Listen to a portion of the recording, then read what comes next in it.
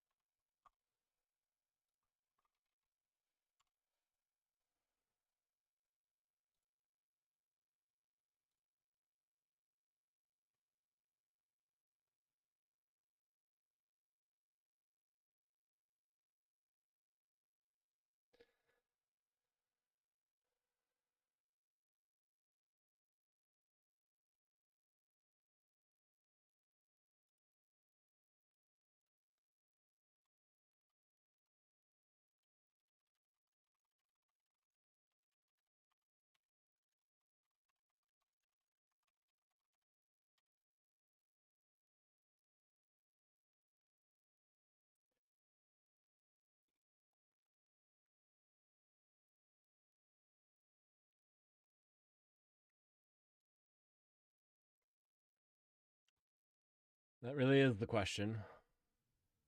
To event or not to event? I don't know.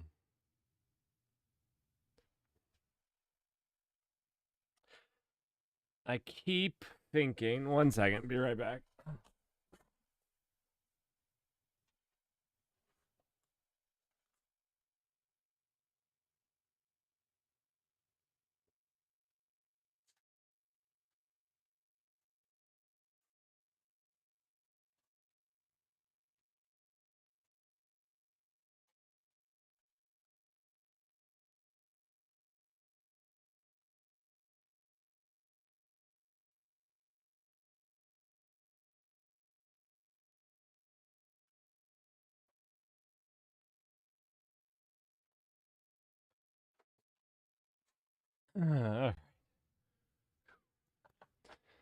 I keep thinking that I'm thinking too complicated, but I really like the architecture better. I don't know.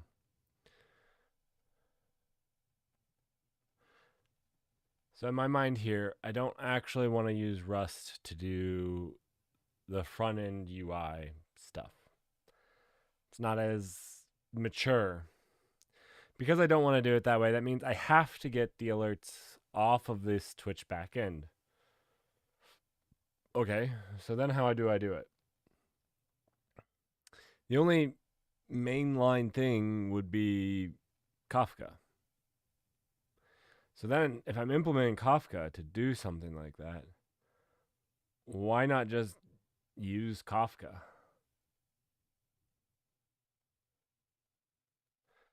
Let me show you what I'm talking about. Oh, well, my computer doesn't want to show you. Let me fix that. Which scene are we on? Which scene?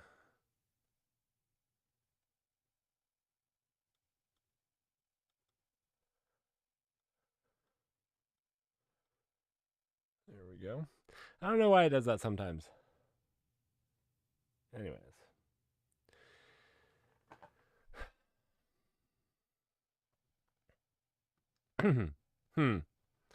See the problem here?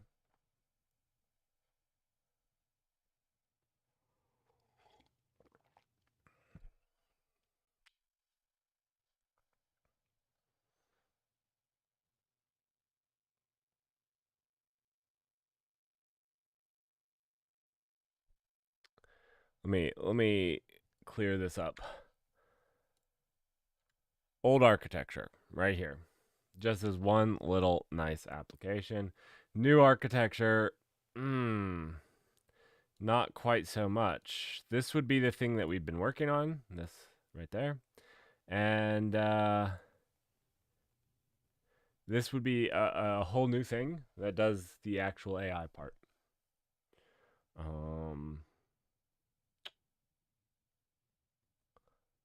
Pretty happy with the name Subflow. That's a subscriber or a follower.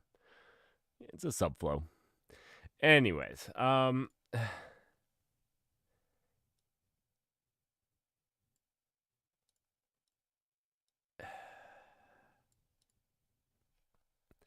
This goes against my every bone in keep it simple. That's my problem. My keep it simple bones are hurting. So, I actually had like a little. I was thinking about this over lunch today, and I posted this. Or I guess maybe it was breakfast. So I posted this because I don't know. Number 5 is probably my biggest one. If I'm going to go with Kafka, it would make it harder for other people to run locally. I need a new font. This is Discord. Oh, for this? This is just what IntelliDraw does. So, wait, can I pick the font? Maybe I can. It's the default font that it comes with. One second, let me select the font. I don't think I can select the font. Oh, wait, here we go. Hand drawn. Oh, this is norm. Oh, there we go. So maybe I can go to each one of these and. Oh. Well, we can work on that. I guess there's 3 options. But the default one, like if I just draw a box and then type, this is, I guess it's using whichever one I last selected. So I can go with this. Okay. So I can change the font. There we go. New font. There we go. All right. I didn't know. I just was using the tool. Okay. So my problem here with this is this was the original architecture, which I liked because it was just a simple thing you could run locally. So you could spin it up and just run it. I mean, that's what we've done so far.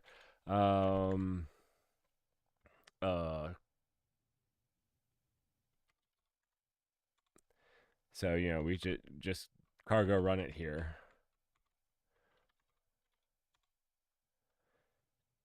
And that's pretty much it. And it says here and run. The problem that I have with this is it's a little thing that has to kind of do everything.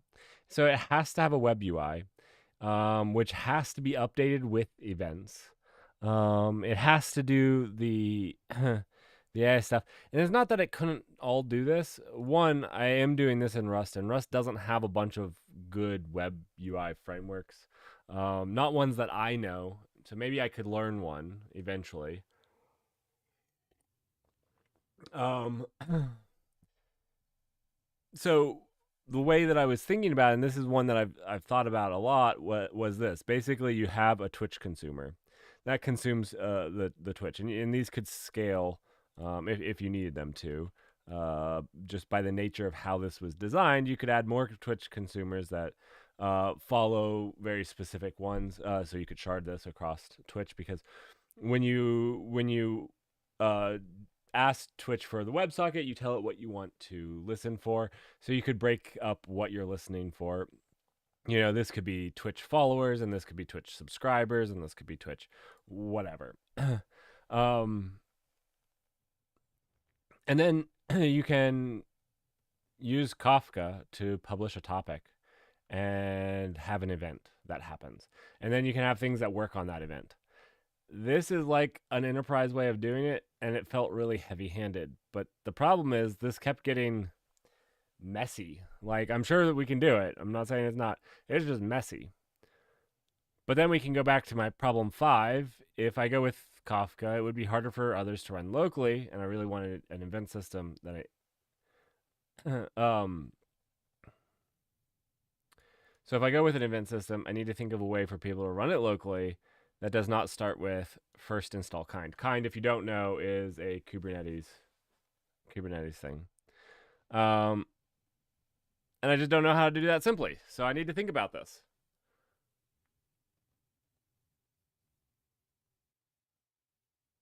Because if they have to stand up a Kubernetes cluster and run, you know, what is this?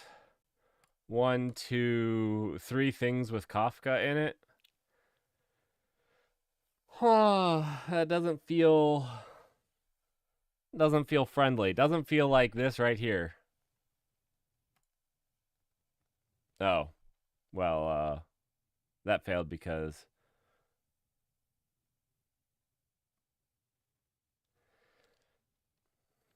no need to overcomplicate, you say. What we'll get into that. Let's talk about that. One second. I just need to source a file here.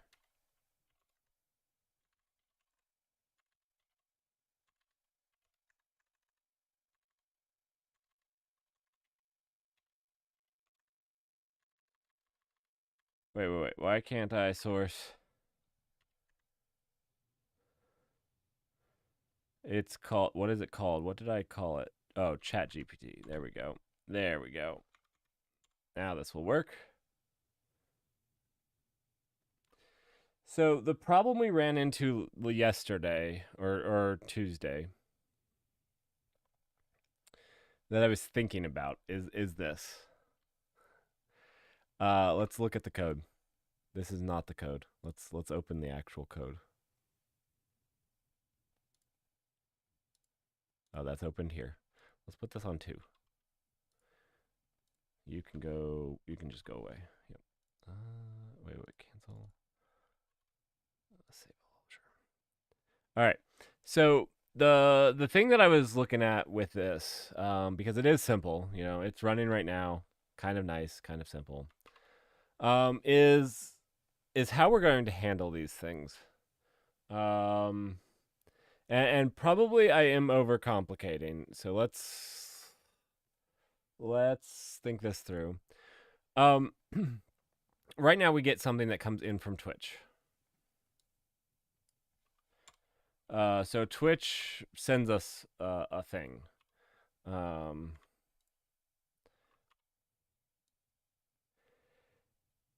And now we can't do anything with that because we actually just have to respond to Twitch. And the things that we want to do take time. We're calling AIs, and those AIs take a little bit of time to respond. And that's okay. Like, we don't need it to pop up on our stream immediately. The stream has a delay and everything.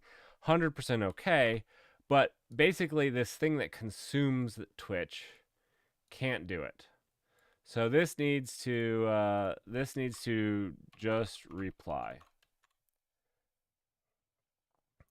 But it needs to put that data somewhere safe, somewhere where it can be consumed. So really, it needs to save the webhook or save the event. Let me put these in 1, 2, 3s. 1, save event. 2, respond. And then 3, it needs to start working on event.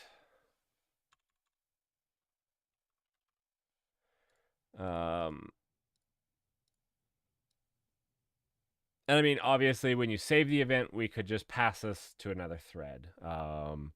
So when I say save event, save event / pass somewhere, pass to other thread. But it also needs to be persisted. So we were on Tuesday, we were looking over like a database schema. This is kind of what we initially started up with. Then I migrated to this event queue, and then I was like, no, this event queue sucks to make an SQL event queue, but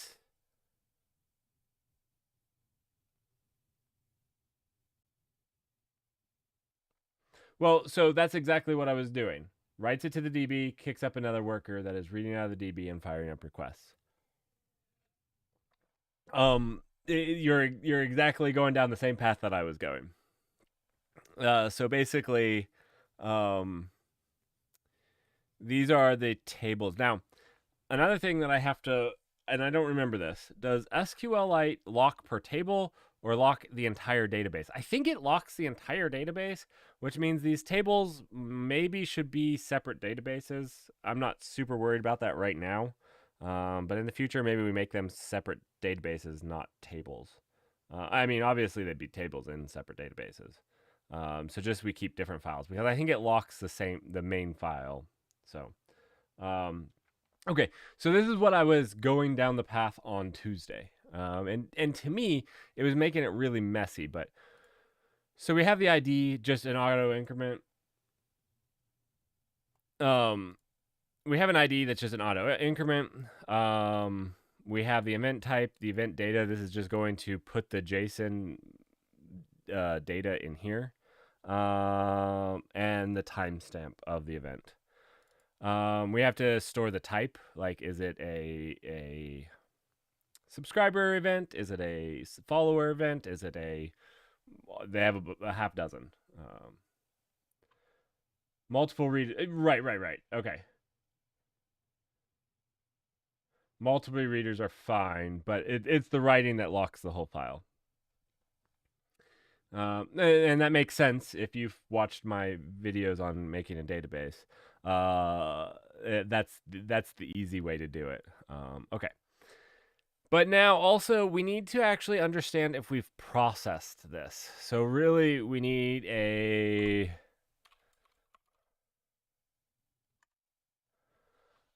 is processed flag.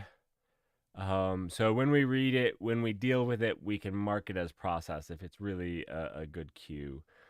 Because basically we want a consumer. This is where I started in, like, I'm really building a event queue. And then I was like, why build an event queue when there's already event queues? I guess that's why I went down that path of I really should use Kafka, because do I need to store it after it's processed? No. We could just delete it from there. So we have the ID. Yep.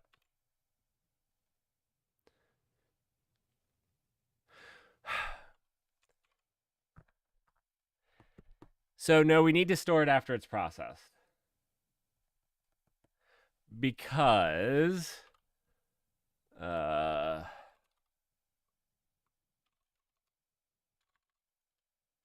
think it's dev.twitch. They don't guarantee that you receive the event only once. Now, maybe I'm thinking of their webhook, and that's not true of their WebSocket. Let me look really quickly. Yeah, handling duplicate events.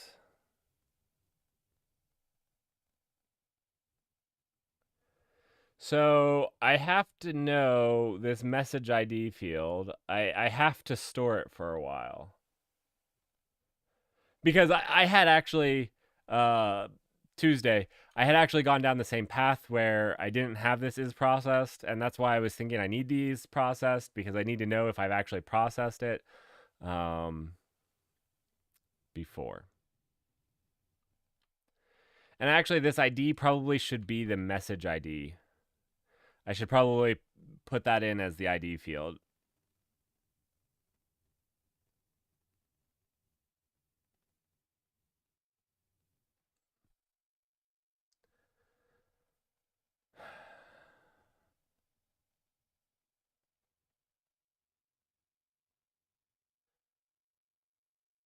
Yeah, yeah. So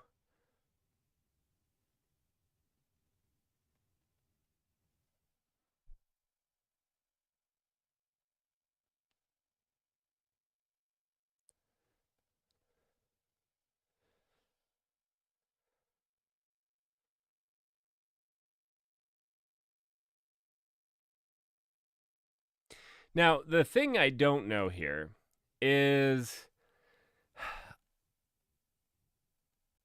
they support both webhooks and WebSocket. And I don't know if because we are using the WebSocket, which is better. You actually do get that ACK.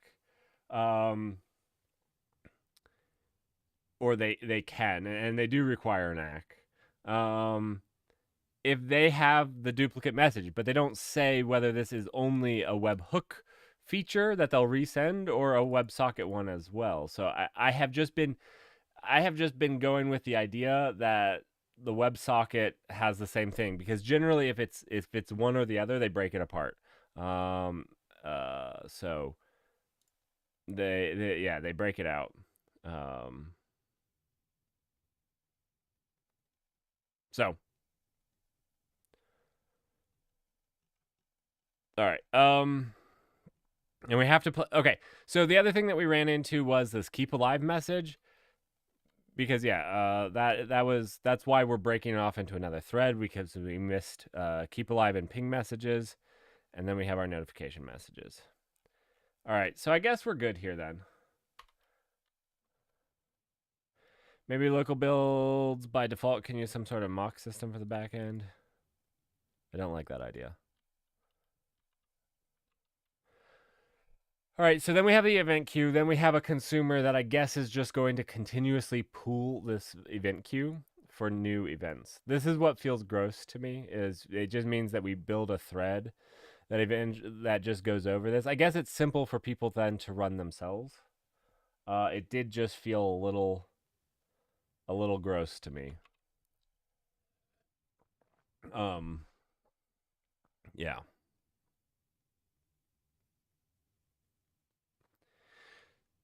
Just kick it when you could, as long as you're guaranteed that.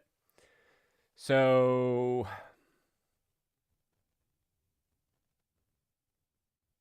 we can just put it like in an in-memory queue.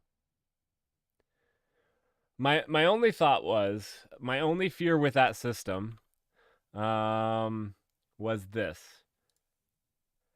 If we do it with that, an in-memory queue there, and you do that, what happens when you've built up this queue in memory, and let's say it has, I don't know, a few items. A few things are in the queue. It's backed up because you got a bunch of things right away. And it crashes right now for some reason. Will we know to go back and loop over this and empty the queue? Because I'm assuming that in this system we'll have like message ID here. You know, these are all the messages we need to handle.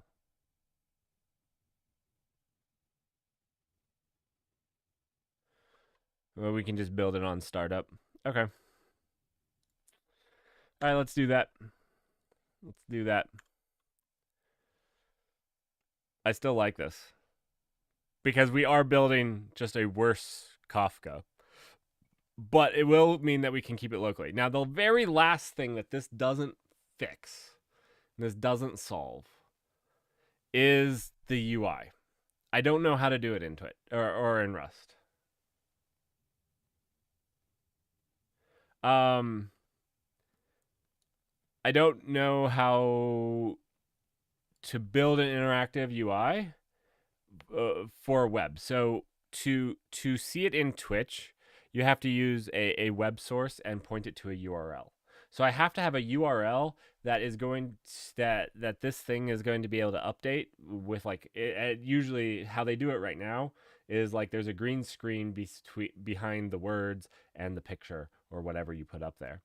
So I need to be able to do that through this. So that is one thing that I don't know, but there might be a tool to do it. I'm just not. I've never done those things.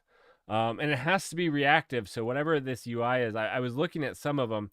They didn't really provide me ways to, push updates to this UI. You could hit the refresh button, but you can't do that on an OBS thing. Like, it needs to be a WebSocket, I guess. This UI component needs to be a WebSocket back to this Twitch alert. This was the other thing that felt easier here, because then you just have consumers of the finished flow. So that was another reason I was going with this. We've solved some of the other problems. So I need help. If anybody knows of a project that would let me do this. And then the weird thing is, because I've been a back-end engineer, I couldn't even tell you, like, oh, well, in Go I could do it. I don't know of a project in Go either that would do what I need here. So we'll have to think about that. Yeah. So I'm struggling with this one. And if I can't do it with this, then I need Kafka anyways, because I need to then raise an event that this has completely processed it. and have the web thing. So I could do it with Next.js. I know how to do it with Next, um, which is what my current front end is. I say I know how to do it. I I've done some Next, but it can do what I'm talking about. Um,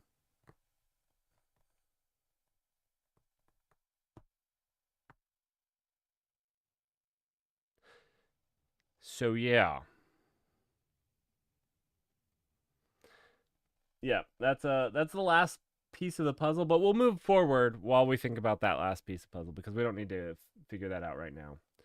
Um, I don't know of a way to do this right now. So I'm gonna make this a different color because I'm gonna make it bolder. I'm gonna make the text bigger. I don't know how to make it a different color. Yeah, square. Ew. Oh, here's the color. It's right at the top. No, I want like vibrant red. Okay, we'll do this ugly orange. All right. It's still up in the air. Let's let's implement this. Let's implement this. Do we? Okay, I think we did say that this should be message ID.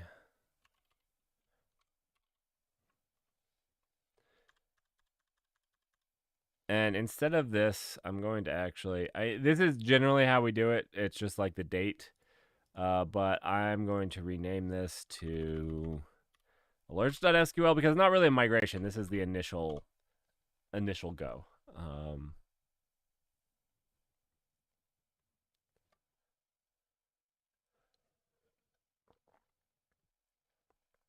All right. So then we have the follow and sub events, story segments.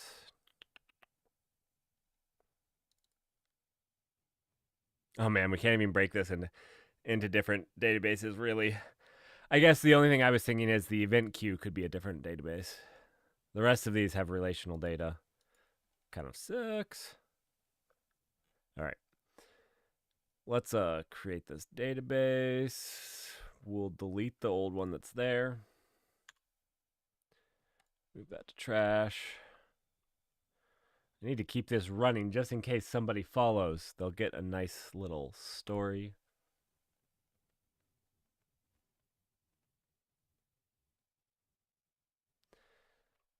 Ooh, what's fine with? You're leaving? Thanks for hanging out, Eagle.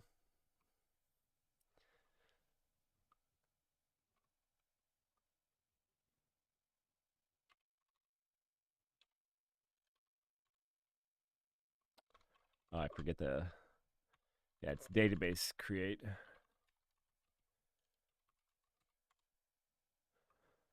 And we should have a new DB file. Beautiful. All right. And that was generated from this stuff. So now we can actually be writing to it. I believe that what we did, we didn't actually save this. So you know what? Let me delete that again and run that again.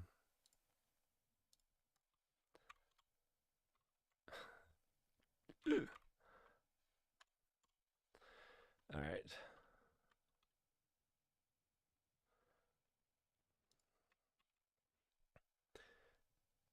So, now, I do believe we got.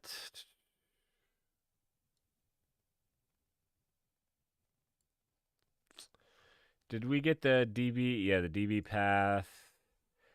It defaults to alerts DB. This is looking good. So then we can look in our main RS here.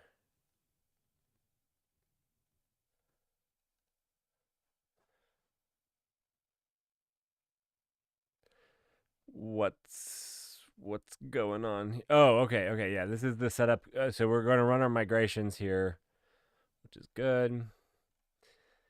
Now, how do we want to do this part?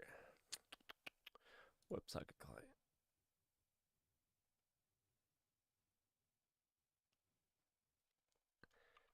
If we're doing it this way, and we have an event queue, we can just build an arc with a, I think it's nasty locking memory. I was gonna say we can just do like a arc mutex on a hash map, an arc mutex on a hash map, and then we can spin up another thread and hand both of it sides to it, or we could do like a just message passing.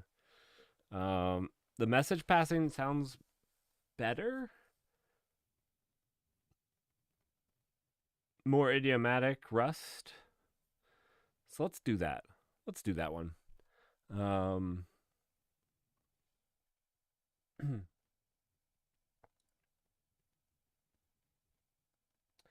I feel like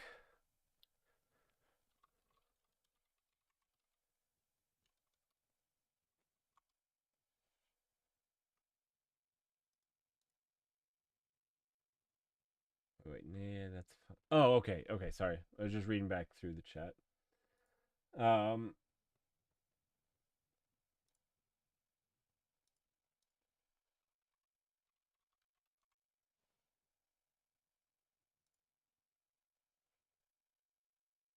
so I guess let's just do that here in main. We'll just keep it really simple. Slam everything in here. And yeah.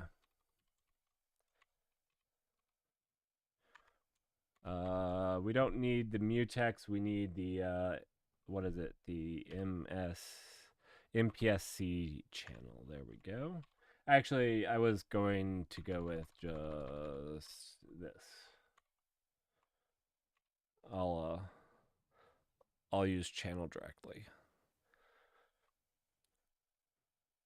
So here's our main function. This is where we start our tracing and we run. I don't know that we want to do that. Well, we're going to do this in run,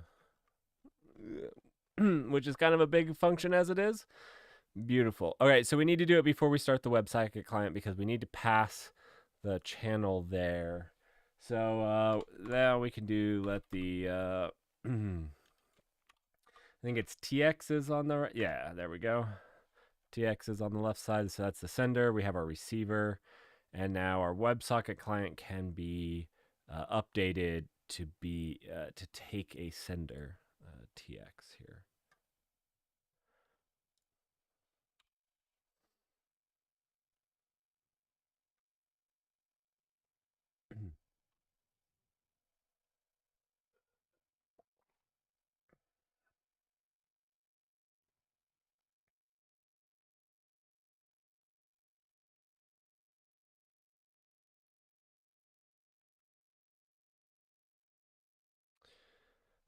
All right.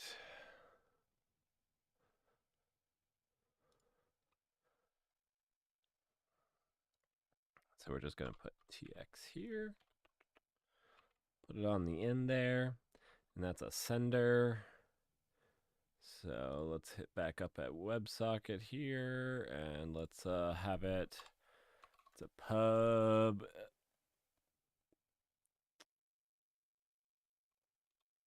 MPSC sender. We'll just do sender and we'll import it. Now, what type are we sending? I guess that is. I need to look at the message ID. Right? So there's a message ID. Yeah. It's a GUID. Do we just want to pass the GUID? I feel like that's the right thing to do.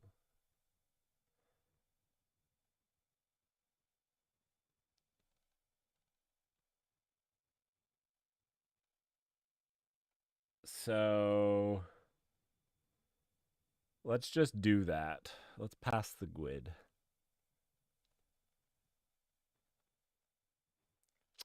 Sorry, cat hair. They are what is that? I wanted to say molting. It's not molting. That's what chickens do. They are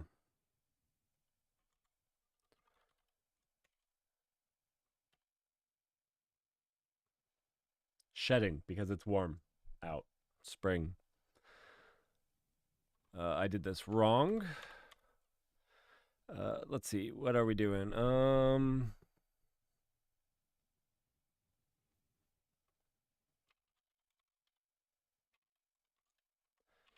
We'll do this way. Let's see if it can import it. Can we import it? Did you get it? Did you get it? Import sender. Beautiful. And we want the MPSC from sync. Done. All right. Uh-oh. It's ups. Oh, it. Oh, okay. So cool. This is the cool thing about SQLX. It is pretty cool. It's weird. It's very weird when you first get into it because like you have to have a database file there and it has to know where it is in your dev environment. But I think it's powerful. It just has to.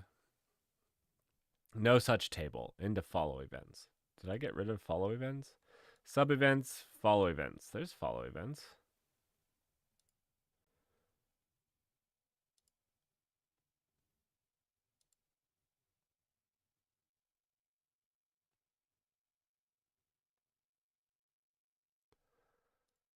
There's two of follow.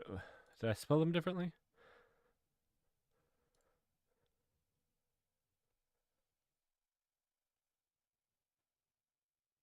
Oh, I never ran migrations. I deleted the database. I created a new database. I didn't run migrations. So that's on me.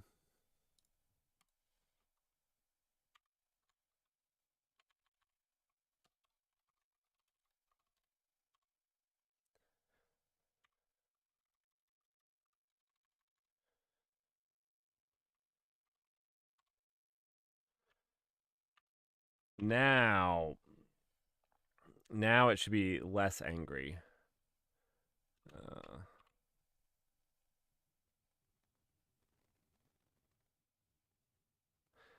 I said less angry, you know.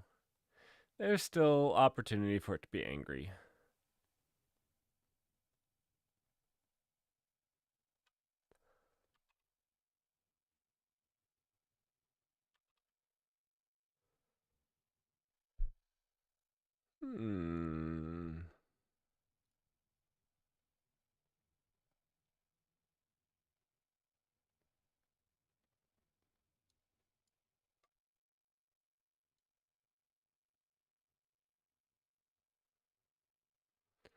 I don't know that our migrations actually ran.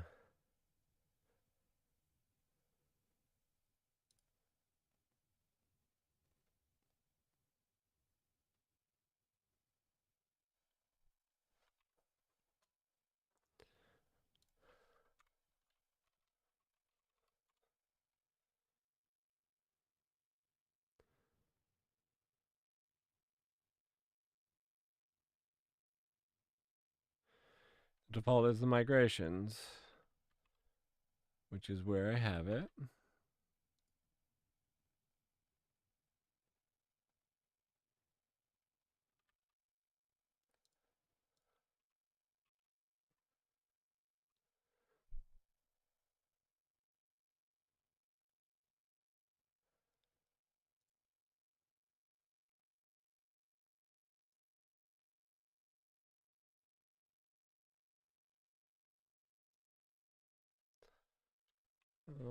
I'm wondering if they're not running.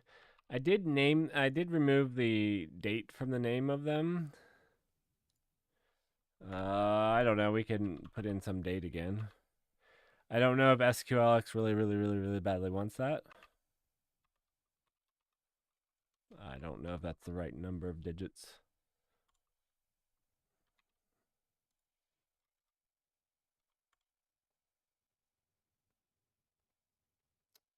It does. So it didn't apply. I wish it had, like said it didn't find any migrations. So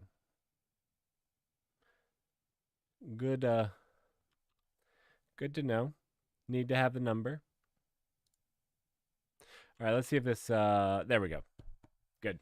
Good. So we're good here. Now we have a few things to clean up here. Let's see, what is this upset with?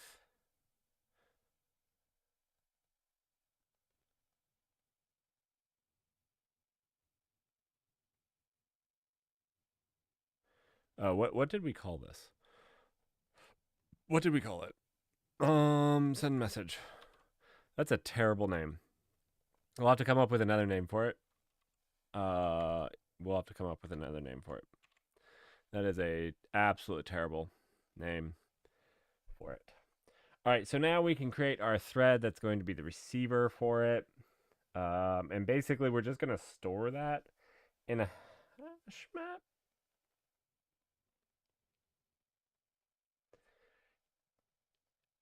Actually, you know what would be really cool is if there's some sort of cache. I haven't looked for this. Let's see, Rust, short-lived, or timed-lived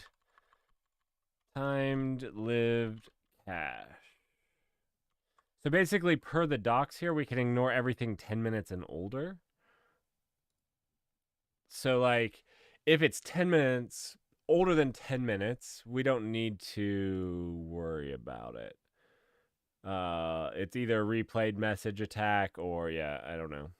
Caching structure and simplified function. Okay, cache provides implementation. Several caching structures as well as a handy macro for dividing. So basically, what I want to do is instead of just blindly inserting it into like a set, I basically want to check if it's in our cache. If it is, we can ignore it. And then we can slowly go over the things in our cache. Although that would pose a problem because what if, I guess that would only if we're so far behind, we're not even close to up, like we get 10 minutes behind. We'll just pretend that's not a problem. Let's never get that far behind.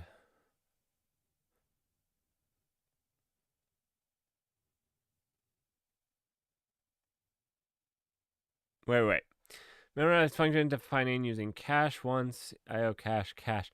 Macros are thread safe with the backing function cache wrapped in a mutex read write lock. Or, okay. By default, the function cache is not locked for the duration of the function execution, so initial concurrent calls for long-running functions with the same arguments will each execute fully and each overwrite the memorized value as they complete. That seems weird, like some weird behavior. By default, the function cache is not locked for the duration of the function's execution, so initial. On any empty cache, concurrent calls of long-running functions with the same arguments will each execute fully. I don't know that that's a problem. I'm not sure I completely are understanding what they're saying. Defines a function named fib that uses a cache implicitly named fib. By default, the cache will be the function's name in all caps. The following line is equivalent to cache name equals fib. Okay. Now, how do I use the cache?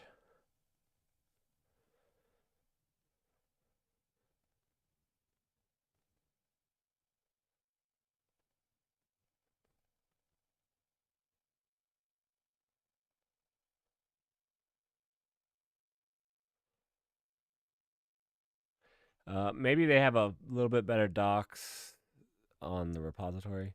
Sometimes they have like quick starts on the repository. That's a little bit easier to get going with.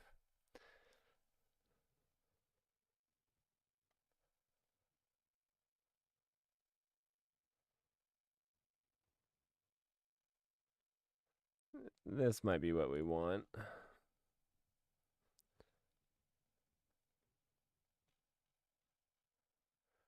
Let's see.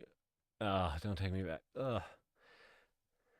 Rustdoc is great if you already use it, but it doesn't get rid of like a quick start.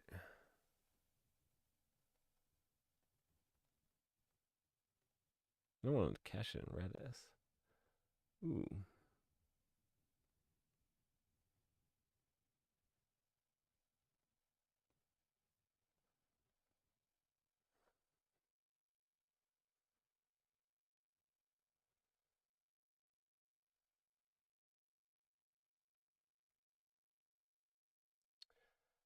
Okay, well, let's just spawn our thread and not worry about this for right now. I'm just not gonna worry about replay attacks and whatnot for right now, and duplicated messages.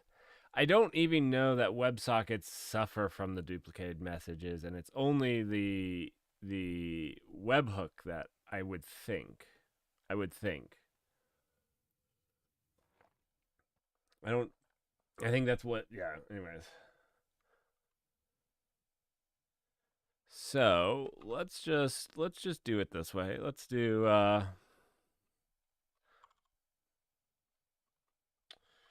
Let's see. Oh, we probably should do this too. TX TX web socket equals tx.clone, and this is the one we'll pass in here.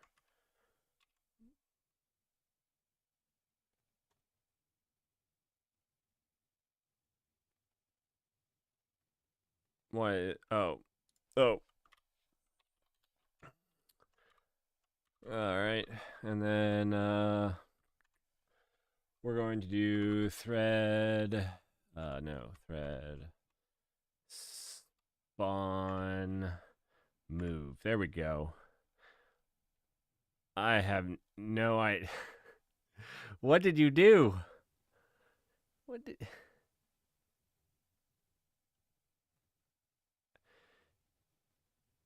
Like made another app? What? Okay, let's undo that. Let's try this again. We'll do move. Yeah, and we'll create our application over here. We're not doing your craziness. No, we're not doing a Tide app. I don't even know what Tide is. We'll give it a semicolon. You're gonna complain. Let's import thread. Good enough. Okay. There we go. All right, so then in this, we really need to start looping over. We need to start. This is like a heavy-handed thread. This isn't your thread executor. Like, should we try to do this with Tokio somehow? I need to know Tokio better. Tokio. So we're in an async function.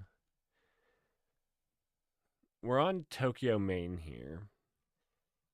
And we could do that. I was doing this with like a heavy-handed thread here, where like this is like a system process, not a process, but a system thread. That was going to go and manage this, but we could see if we offload this to Tokio. Let's look that up.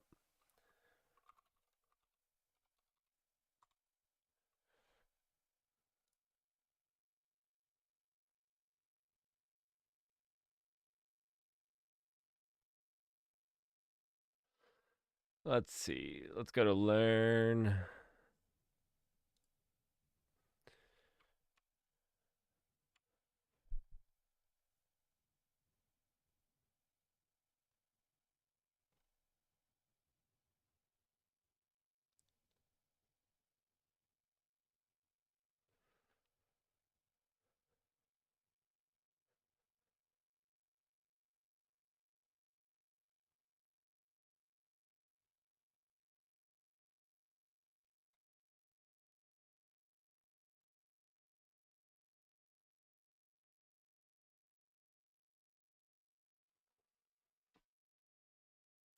There we go. There is a Tokio spawn. That's what I was.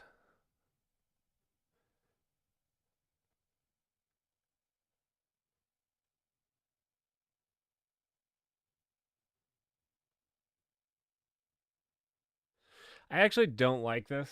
I don't like that we have gotten this pedantic. If you alternate between two tasks, then you are working on both tasks concurrently. I don't agree. You are working on them serially for small chunks of time.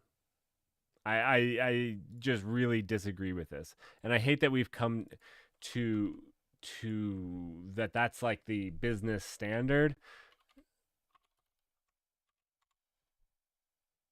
at the same time simultaneously, which to me, like, I know that this is probably a little bit of a rant. That doesn't mean you do one thing, then switch to another, then switch to another, then switch to another. That would call me working on, another project that I have in another window, working on it concurrently because I switch to it every once in a while. That's not that's not concurrently. Concurrently and parallel should mean the same thing. You're doing two things at the same time. I know that these guys are way better at multi-threading and whatnot, but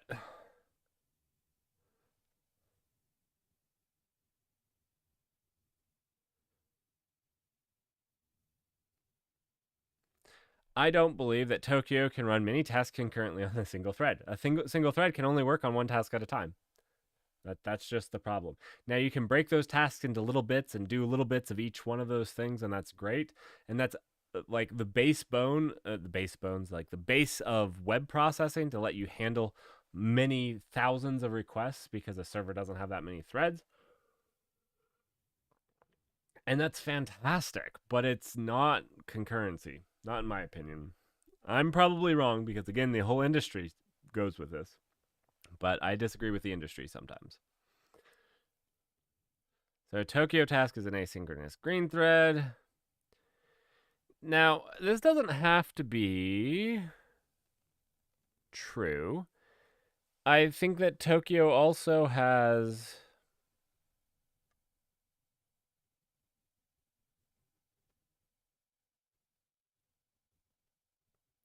If this is the truth, I thought that. I guess I was wrong about Tokyo.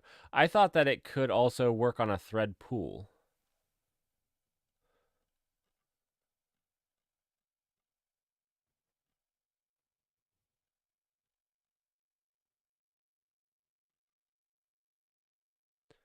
I guess I'm wrong.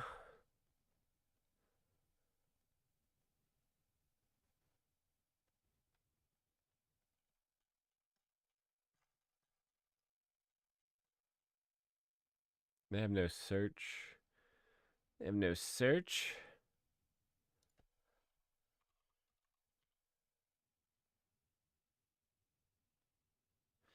Let's see. Thread name, thread keep it on, thread park, stop, start, on park. Yeah, see?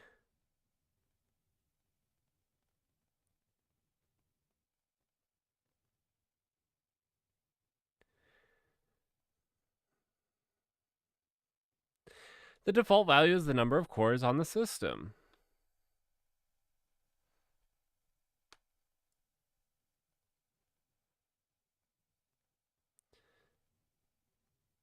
So I guess, like, I don't even understand. I don't even know that I understand their docs because it could be having more threads.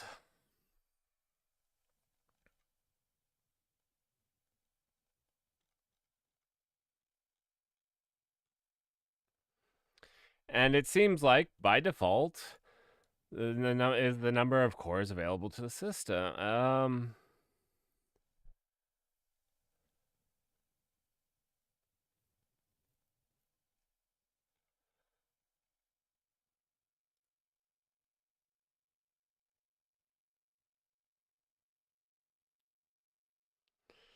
Hmm. Do I create a heavyweight thread or do I try to just use Tokyo's? I don't know. I think I'm just gonna spawn a thread.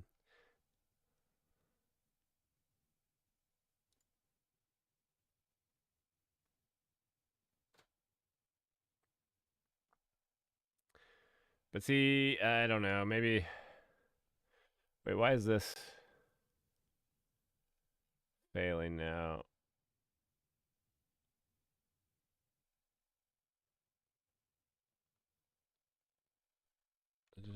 screw something up?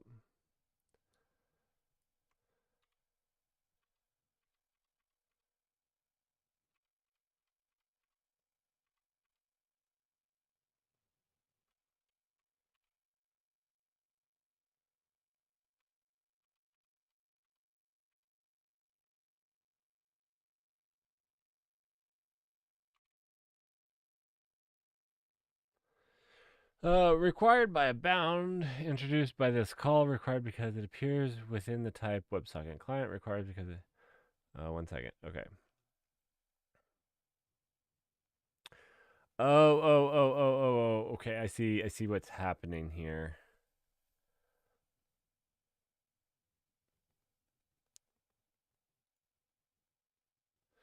So we're spawning a Tokyo thread for this, but we didn't move it.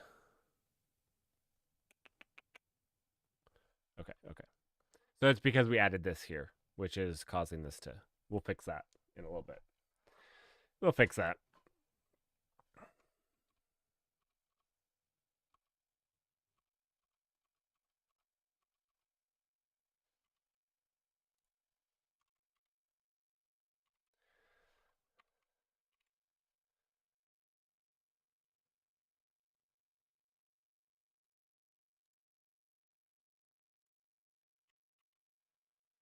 All right.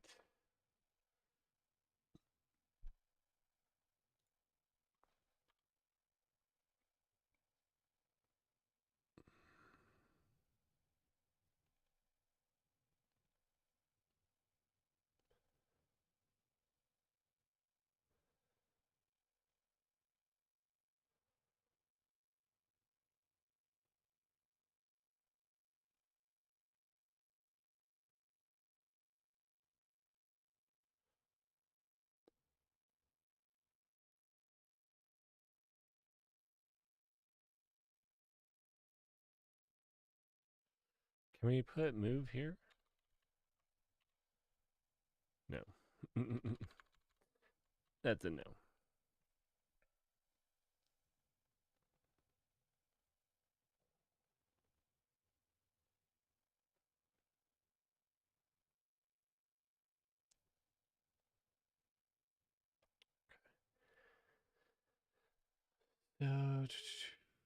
I guess we can do it.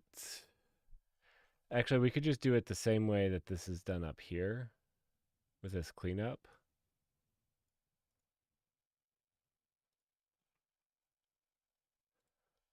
We'll use the same system since I think that this is actually multi-threaded. I think that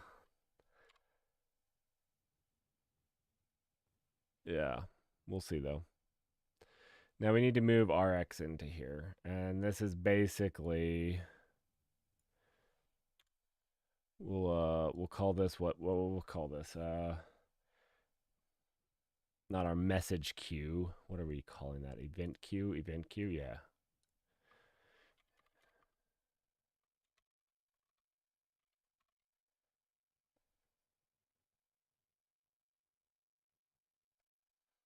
And then we'll just have a function.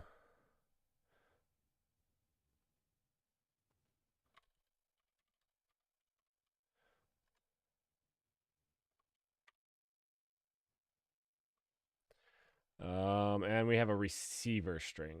Okay.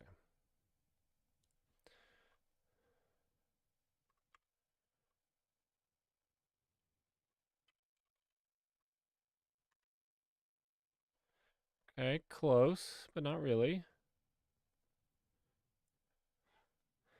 Oh, this is pretty close. This is interesting. They actually passed the whole event here. We could actually do this, and then we could actually just process the event over here, because I know we were actually doing it here, but maybe we remove all of this processing here of the message, this right here, and just pass that over, and we don't save it to the database, and we just push it in, and it can save it to the database. I guess I would get rid of our queue.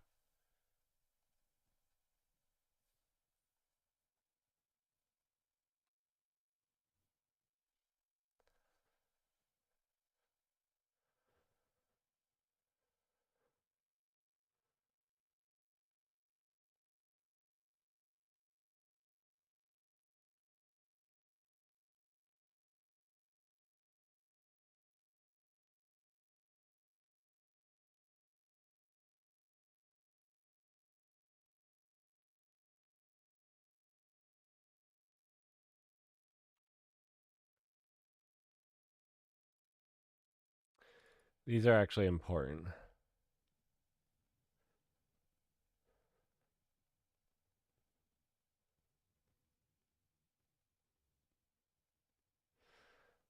Cow. That a cow is a copy on write, right?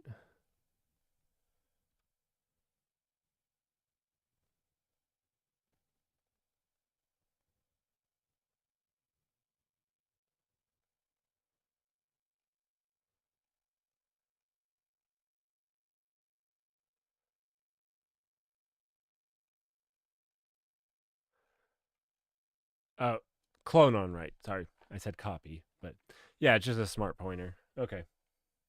I haven't used cows very much, but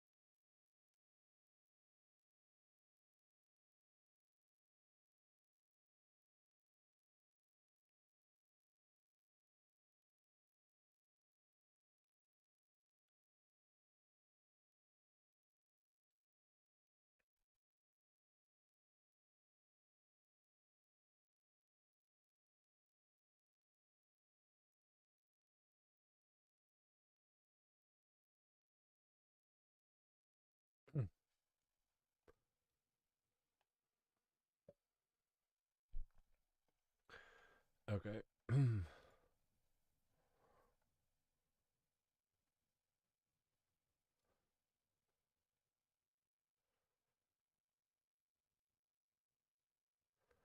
So we'll need that metadata. Booger. Booger.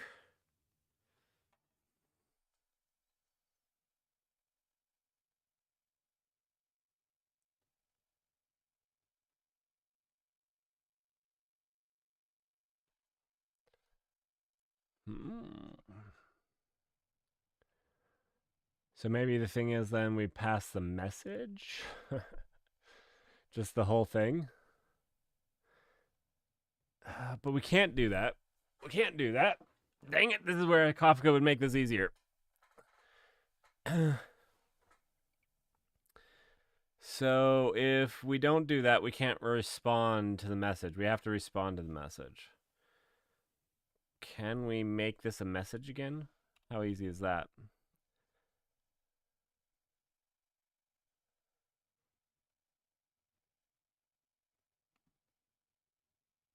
Oh, let's see. Message text string. Oh, I'm not sure that's easy.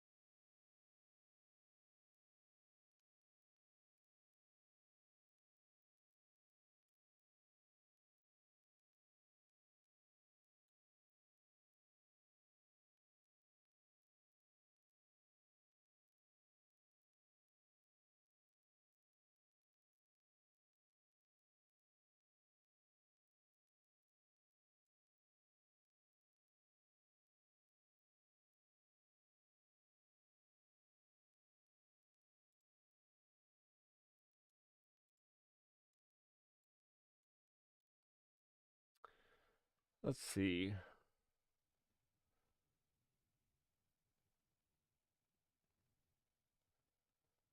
Let's see.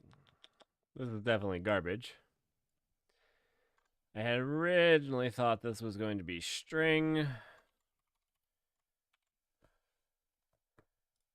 with just the GUID of the message ID. I guess that's what we're still going to do. And then we're just going to return OK for right now. OK.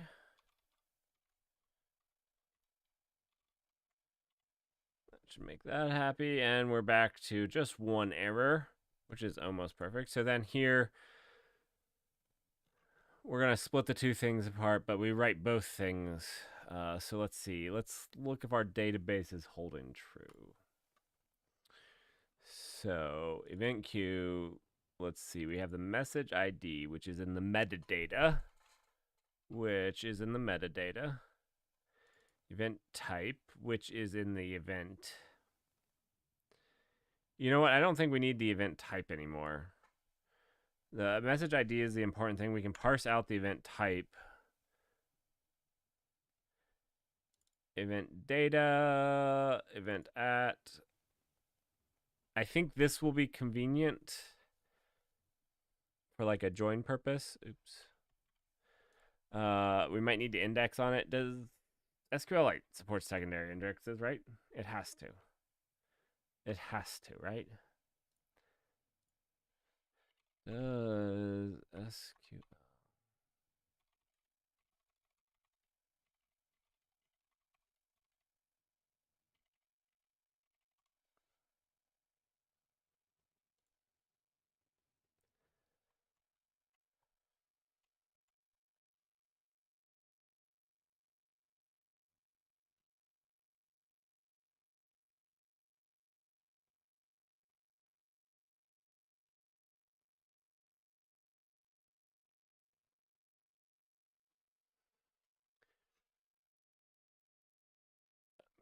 It's fine. I'm sure. Sure, it will work. Okay. Because we basically don't need things over 10 minutes. I guess we could even do like some job at every 10 minutes.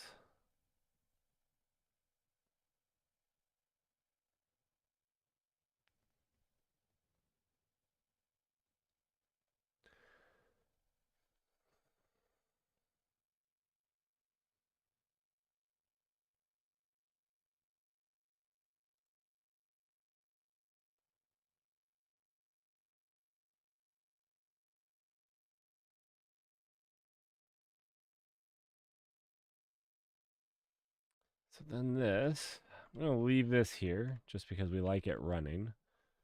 We like it running. It sits there and runs just in case there's a follower. Here we need to write to SQLX. Kind of like, where was it? Where's our example? We wrote some SQLX insert. Yeah, here we go. Wait, where is this? Oh, in process new follow. That's right. We need to not do this here.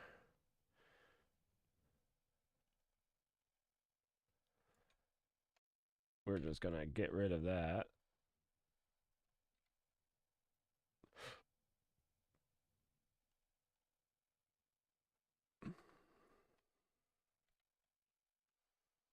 We're going to leave this. This needs to also be removed, but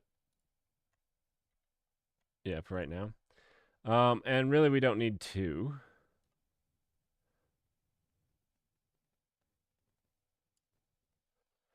We just need one. Because really what we need to do is not follow events. We need to do event queue. Yep.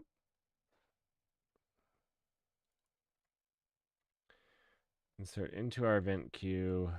But now we need to put this metadata in.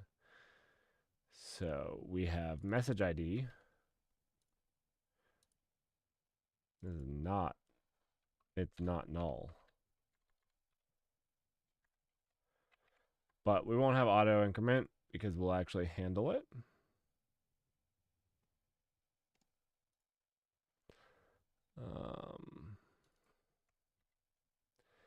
So we have, that's not where I meant to put that. We have here, message ID, event data. We got to insert all of this. There's no implied fields here. Event at, and is processed. Is processed is going to be false. None. And false. All right. Now, what we need is to do the message ID, which will be from the metadata.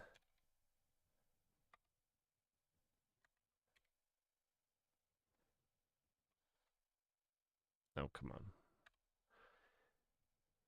Message ID. There we go.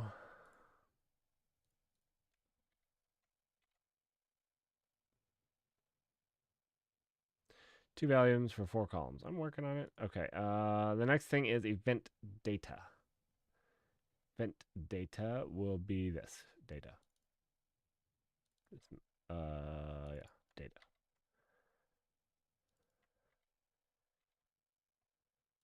Now I don't know. Do we have like a to JSON? Is this does this have SERDI on it? Does it have SERDI support?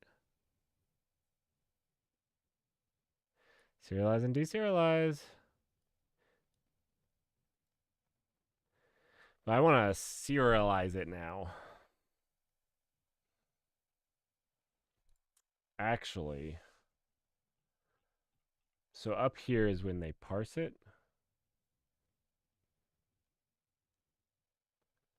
And they get the payload.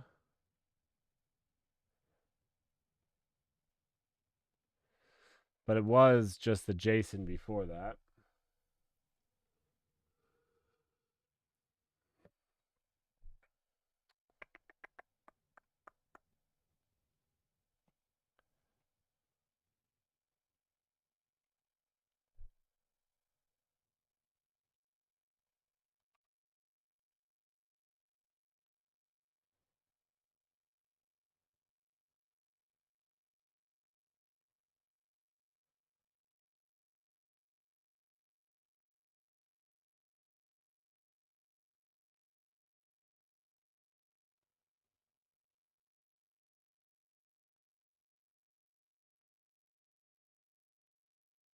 This is wrong.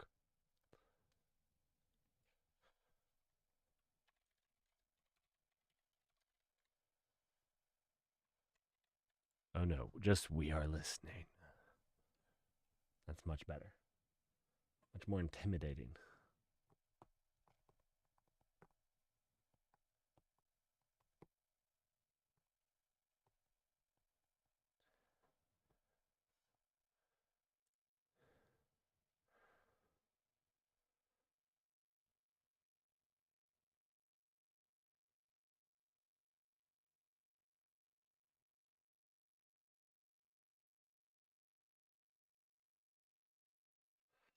So let's look at this.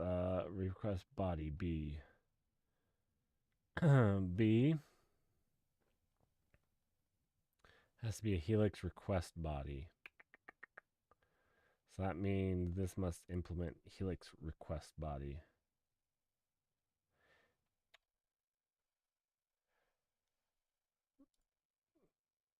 Yeah, which extends Helix request body. Okay.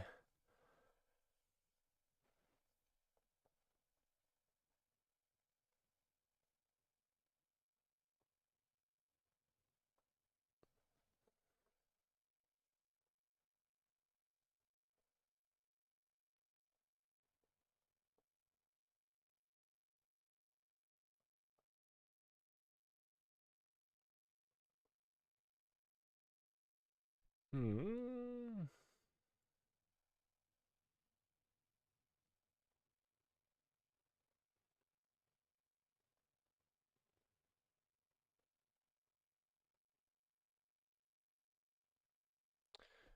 breaks it down into bytes. I don't know. I just want an easy way to get the string representation because I have the string representation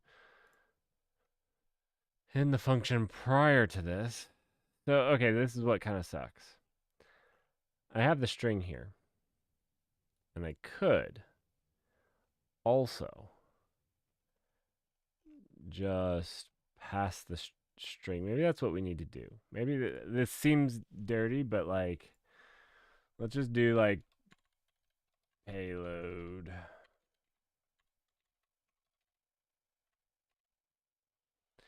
And then we can just slam this into here. All right, so we have the message ID, we have the event data.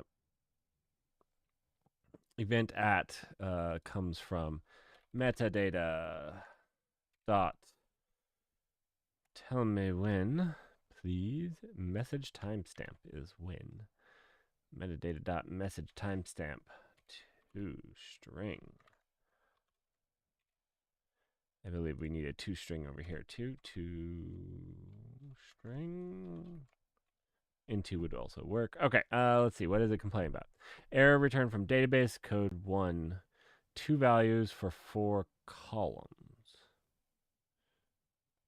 Oh, yep. My bad. Question mark 3 4. Done. All right, that cleared some stuff up. Okay.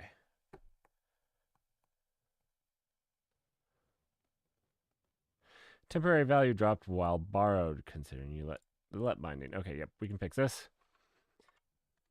Let message ID equal metadata message ID to string, and then there we go. We'll fix this. And then this just becomes here. And event at becomes this. Done. Okay. That kind of fixes our problem, I guess. We just pass the whole string in.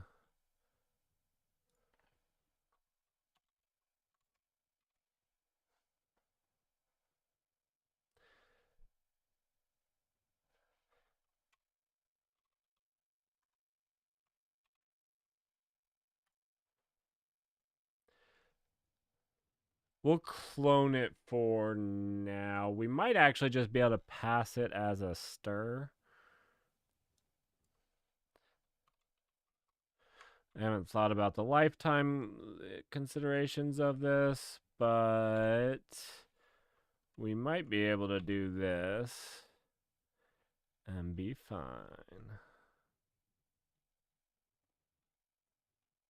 And then just not copy it.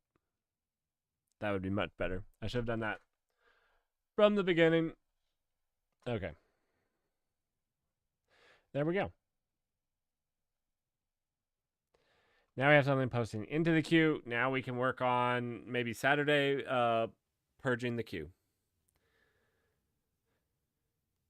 We also need to actually we have what is it? What am I trying to say? Oh, we need to send. We need to send the message ID. I don't know why I clicked there. I don't need any of those things. Okay. Now that we've done this, actually, let's do this. To do delete as this is wrong, but is how it still works for right now. And then here, we're going to, sure, whatever, that's fine. We'll print it. We need a little bit better logging.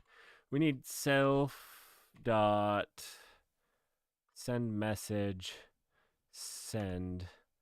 I don't know why new event is what it picked, but I really want message ID. That's what I want.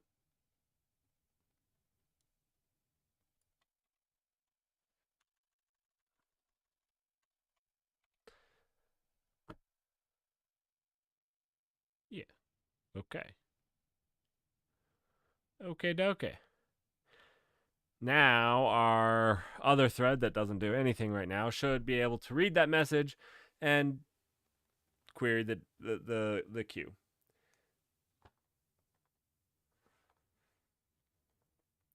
Oh, awesome. Awesome, awesome, awesome.